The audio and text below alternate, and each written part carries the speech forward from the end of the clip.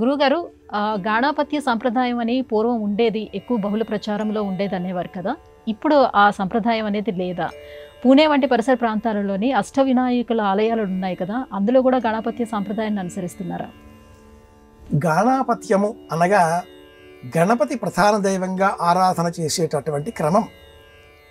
ఆదిశంకరులు జగద్గురువులు పంచాయతన అర్చన విధానాన్ని మనకు అందించిన తర్వాత అందులో శివ పంచాయతనము అద్వైత ధర్మాన్ని అనుసరించేవారు పాటిస్తూ ఉంటారు.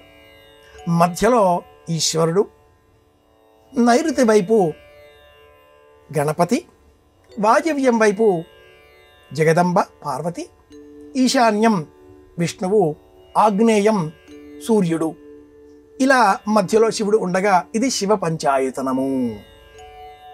గాణాపత్యులు అనగా గణపతి ప్రధాన దైవంగా ఆరాధన చేసేటటువంటి వారు. త్వం బ్రహ్మాస్త్వం విష్ణుస్త్వం రుద్రస్త్వం ఇంద్రస్త్వం అగ్నిస్త్వం వాయుస్త్వం సూర్యస్త్వం చంద్రమాస్త్వం బ్రహ్మభూర్భువస్వరోం గణాదీం పూర్వముచ్చార్య వర్ణాదీన్ తదనంతరం. సమస్త దేవతల రూపాలు గణపతి రూపమే. నేటి కాలంలో మనం వివిధములైన మంటపాలను చూస్తూ ఉంటాం. గణపతి మంటపాలలో మనం గమనించినట్లయితే ఆ గణపతికి ఎన్ని రూపాలో. సమస్త దేవతా రూపాలలో కూడా తొండాన్ని తగిలించి వేస్తే గణపతిగా మారిపోవడం మనం గమనిస్తూ ఉంటాం కదా. గణపతి అథర్వశీర్షం ఇదే విషయాన్ని మనకు వివరిస్తూ గాణాపత్య సంప్రదాయాన్ని బోధిస్తుంది. సమస్త దేవతలను గణపతిలో దర్శించాలి, ఇది గాణాపత్య సంప్రదాయం. ఇప్పుడు గణపతి మధ్యలో ఉంటాడు. పార్వతీదేవి నైరుతి వైపు, విష్ణువు వాయవ్యం వైపు, ఈశ్వరుడు ఈశాన్యం, సూర్యుడు ఆగ్నేయం, మధ్యలో గణపతి. గణపతి కూర్చుండబెట్టినటువంటి అర్చనా విధానం, ఇది గాణాపత్య సంప్రదాయం.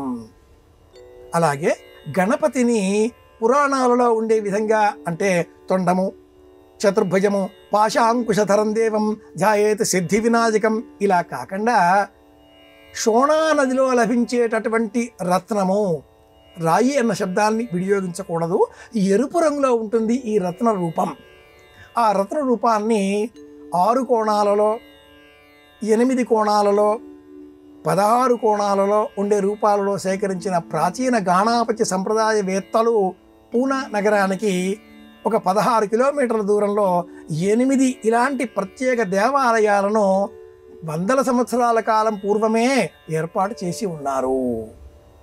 మయూర వినాయకుడు, సింహ వినాయకుడు ఇలాంటి పేర్లతో ఈ 8 ఆలయాలలో కూడా ఎరుపు రంగులో సింధూరం అలదినటువంటి శోణా నదిలో లభించేటటువంటి ఎరుపు రంగు కాషాయ వర్ణంలో ఉండే రత్నం వలె భాషించేటటువంటి వినాయక ప్రతిమలను అర్చామూర్తులుగా మనం చూడవచ్చు.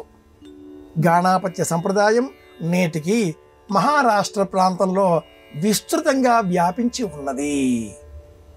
ఏ రూపమైన మహారాష్ట్ర ప్రాంత వాసులు గణపతి రూపంలోనే సంకల్పం చేస్తారు. ఇందాక మనం గుర్తు చేసుకున్నట్టుగా త్వం బ్రహ్మాస్త్వం విష్ణుస్త్వం రుద్రస్త్వం ఇంద్రస్త్వం అగ్నిస్త్వం వాయుస్త్వం సూర్యస్త్వం చంద్రమాస్త్వం 8 రూపాలు కూడా నీవే తండ్రి అని చెప్పడమే గాణాపత్య సంప్రదాయం.